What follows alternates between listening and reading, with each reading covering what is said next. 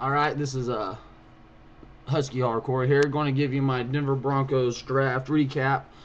Um, guess I should start out saying you really don't know how any draft is going to be until probably at least 3 years after the draft. But wasn't really thrilled about our draft this year, unfortunately.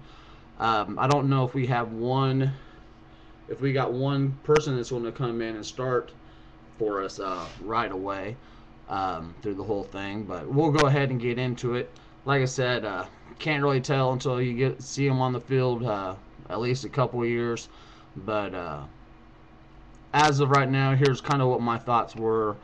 Um, we went defensive tackle Derek Wolfe with our first pick, the second round. We drafted down. We could have picked up Hightower with that 25th pick, which ended up going there with the trade. I thought he could have stepped in and been a starter for us for day one. Then we moved back down to 31, traded it off again to go to 36 and pick up some picks later on, pick or something later on. But there, the running back from Boise State went. Martin, comparable to people like to compare him to Forte type. Probably wouldn't have came in and started, depending on injuries at the running back situation. We might start a game or something. But we let that one go by. Like I said, he probably wouldn't have been starting right away for us, but thought he would have been a decent player. So with the 36th pick, we did take Derek Wolfe, defensive tackle, Cincinnati. I like he's got a high motor, gets after the quarterback pretty good. Undersized though at 295. Still maybe got some growing. He could get a little bit bigger, but I don't know if he's going to be the anchor that we need for run support. I don't know if he's going. I don't think he's going to be an every down defensive tackle.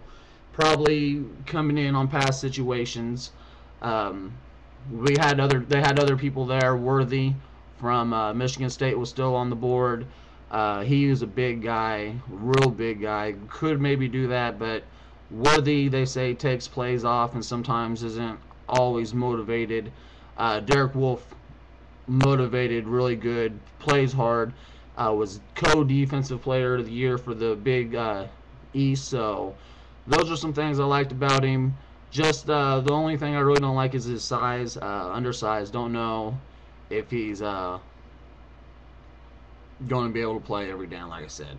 But we'll wait and see. I like a guy that gives full effort all the time he does and actually has production on the field that we've seen in college. So my thoughts about Derek Wolfe.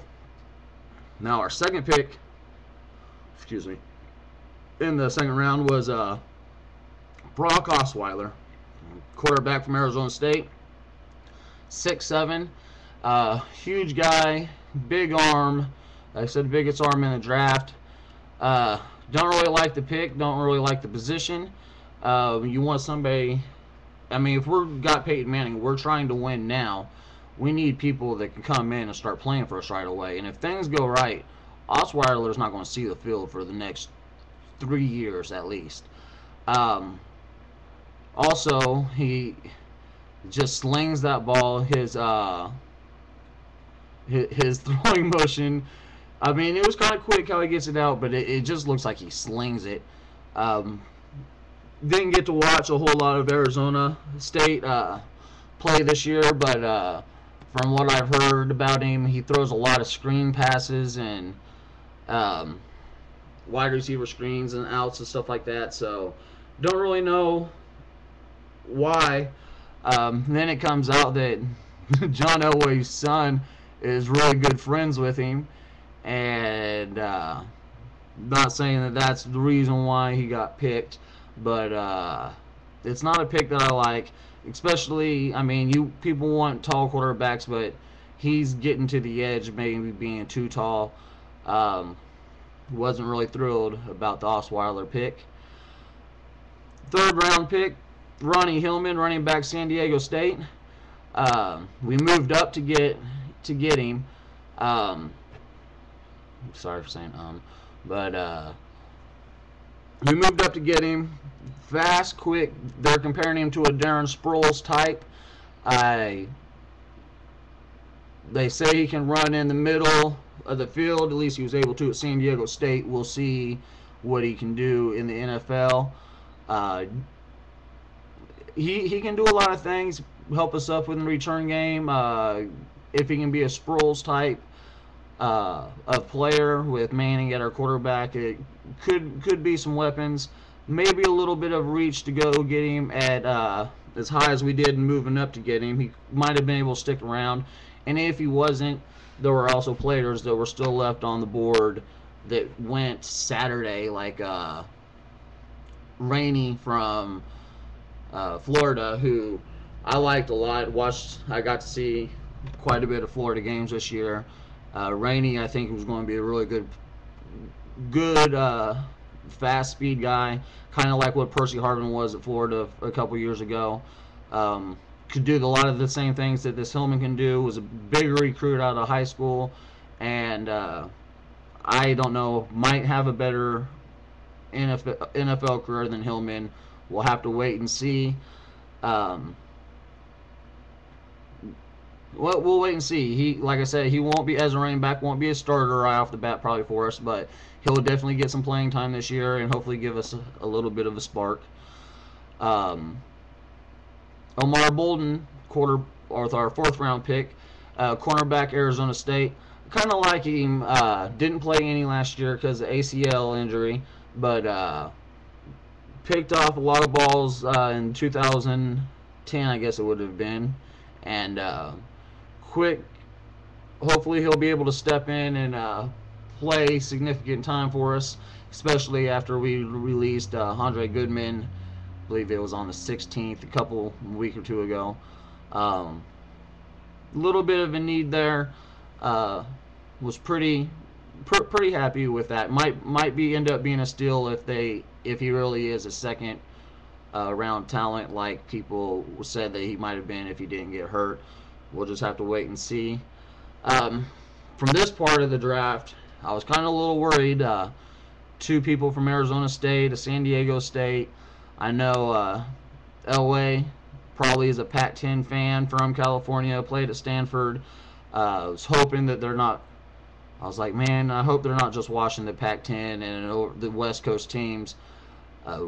Derek Wolfe obviously was in West Coast team, and later on in the draft, that was the only West Coast players. We go Baylor, Tennessee, and Kentucky with our next three picks. So two SEC schools there at the end, where I think the SEC does have the best athletes. You can't really be a fan. I'm here in Big 12 country, and I like the Big 12, but I have to admit the SEC does have really good athletes down there that they get, and I think the best athletes in football, and you can tell because they've been winning a lot of national championships and have other teams that are right there, like two SEC teams played for the national championship this year. Like it or not, most people here in the Big 12 country thought Oklahoma State should have had a chance, but Oklahoma State lost to Iowa State, and it kind of screwed them. So I was a little worried about that. He's only picking West Coast. Pac-10 hasn't been a competitive conference for a while.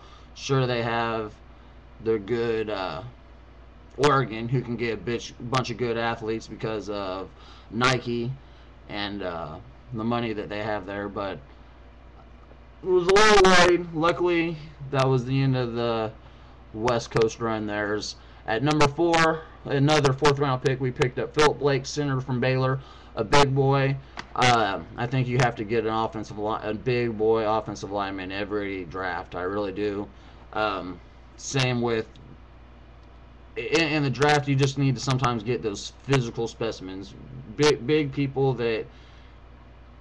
Sure, you want to see some talent on the field when they played in college ball, but sometimes you just need a pure physical athlete just a big old boy that can push people around in football. And I think we got one there with Philip Blake. He'll be able to come in, and he might be able to start at center or guard. So I was pretty happy with that pick. Defensive end, Malik Jackson, Tennessee. 6'5", 248. They say he's got long arms. Could put a little pressure on the quarterbacks, which is good. And we also went back with Danny Trevathan, offensive linebacker from Kentucky. Had some pretty good. I mean, I watched. He led the Kentucky in tackles. I think it's at least 1 year, if not the last 2 years, if I remember hearing right. Good person, could be able to come in and compete. 6th round, 5th round picks. Don't really normally get to see the field too much, but like I said, you have to give 3 years down the line to really judge what the draft is going to be for us here. So I guess I could, since I said 3 years to judge a draft, I could try to look on here real quick and find out. See, it'd be the 2009 draft. Let me go ahead and grade that real quick.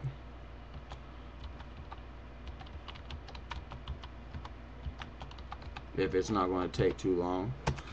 Overall, on the Broncos website, I gave them a D for the overall draft, just because wasn't really happy with the beginnings. Like I said, I don't know if we have one starter that's going to come in and start for us from this whole draft class. Hopefully we do. I gotta trust that maybe they know a little bit more than I do. Obviously, they spend a lot more time than I'm allowed to be able to do. So 2009 draft is getting ready to come up. I think that was the Cutler year, 2009 Cutler.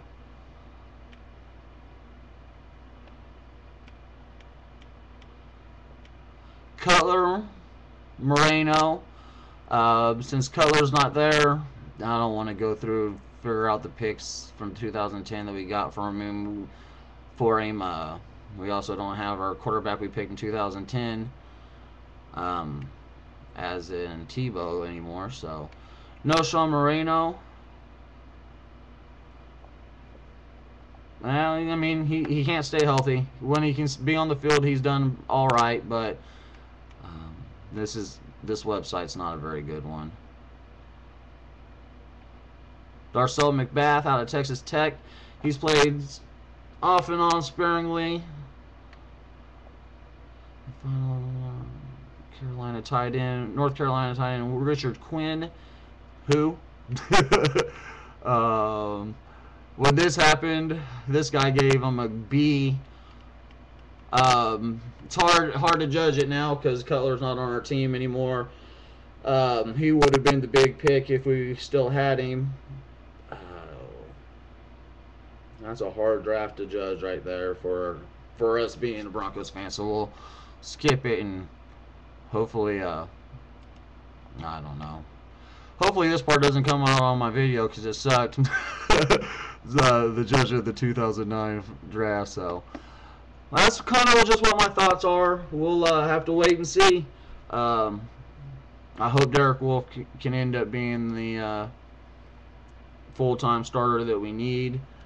I haven't been on my YouTube thing here for a while. But anyways, I guess that's it. And we'll come up with a couple videos hopefully before the season. I'm also thinking about doing some Kansas City Royals baseball videos. I know Kansas City Royals probably won't get a whole lot of watchers on that, but we got some big problems here in Kansas City, and it starts with our ownership. And with the baseball All-Star game coming here to Kansas City, we're going to be spotlighted there. I think it's time for Kansas City fans to get up and tell the rest of baseball that we are fed up with our ownership, not spending money, gaining a lot of. They don't have to spend money. They're making millions of dollars every year, and they're not spending crap. David Glass is the worst owner in baseball. I know they made the Dodgers manager sell the team because he was broke, and I think there was a divorce or something going on, but the worst owner in baseball is David Glass for the Kansas City Royals, and Royals fans are fed up with it, and we need to do something about it for the All-Star game. Future projects coming up here. on the Husky Hardcore channel, and I'll talk to y'all later on. Hopefully this comes out good. Bye.